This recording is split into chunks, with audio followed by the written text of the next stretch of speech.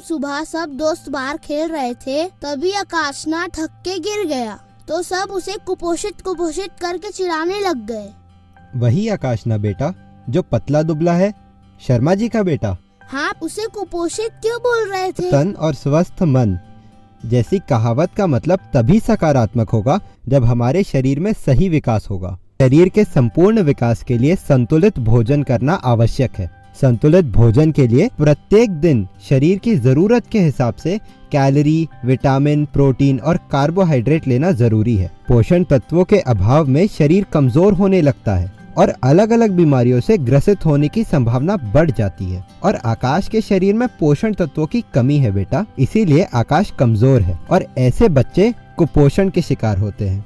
वे शारीरिक और मानसिक दोनों तरह से कमजोर होते हैं। पापा, ये पोषण क्या होता है? पोषक तत्वों को ग्रहण कर मानव शरीर के विकास में उपयोग करना पोषण कहलाता है। पोषक तत्व से हमारे शरीर को ऊर्जा प्राप्त होती है जो शरीर को कई कार्य करने में मदद करती है। प्रत्येक दिन एक सामान्य व्यक्ति को 2000 कैलोरी ऊर्जा की आवश्यकता होती है। हालांकि कैलोरी की मात्रा उम्र, जेंडर और शारीरिक मेहनत पर निर्भर करता है। विकसित होने वाले बच्चे को ज्यादा मात्रा में कैलोरी की आवश्यकता होती है। अच्छा, इसलिए सब आकाश को चिढ़ा रहे थे। लेकिन आकाश को बुरा लगा पापा, इसलिए वो यहाँ से तुरंत चला गया। लेकिन पापा, आकाश क्या बचपन से ही कुपोषित है? शायद बेटा, मुझे इसके बारे में नहीं पता, लेकिन अगर बच्चे को बचपन से ही कुपोषण है तो यह उसके साथ जीवन भर रहता है। ऐसे में बच्चे जीवन भर पिछड़ जाते हैं। ऐसे बच्चों में एकाग्रता की भी कमी होती है। अधिकांश ऐसे बच्चों में विटामिन तथा आयोडीन की कमी देखने को मिलती है। और आप इस बात का ध्यान रखना कि ऐसे बच्चों को चिढ़ाना बहुत गलत बात है और अपने दोस्तों को भी ऐसे चिढ़ाने से रोकना। ठीक है पापा, लेकिन हमें कैसे पता चलेगा कौन सा बच्चा कुपोषित है?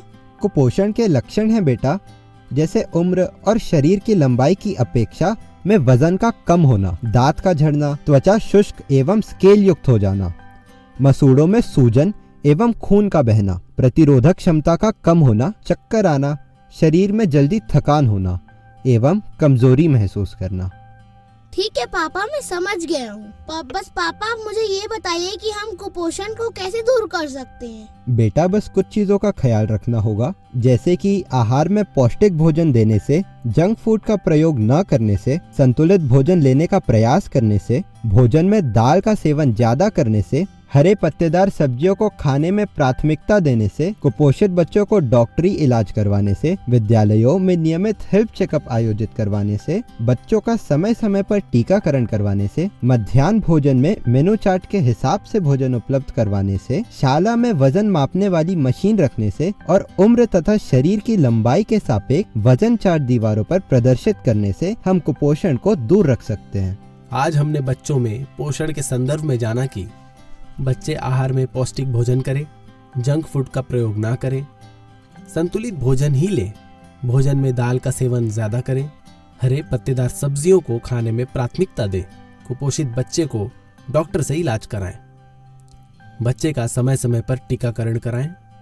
कुपोषण के लक्षण: शरीर में जल्दी थकान का होना एवं कमजोरी महसूस होना, चक्कर आना, प्रतिरोधक क्षमता कम होना, त्वचा शुष्क, दांत का टूटना, मसूड़े में सूजन एवं खून का बहना, उम्र और शरीर की लंबाई के सापेक्ष कम वजन का होना। इस वक्त रायपुर से बहुत बड़ी खबर सामने आ रही है। रायपुर में भूकंप के झटके महसूस किए गए हैं।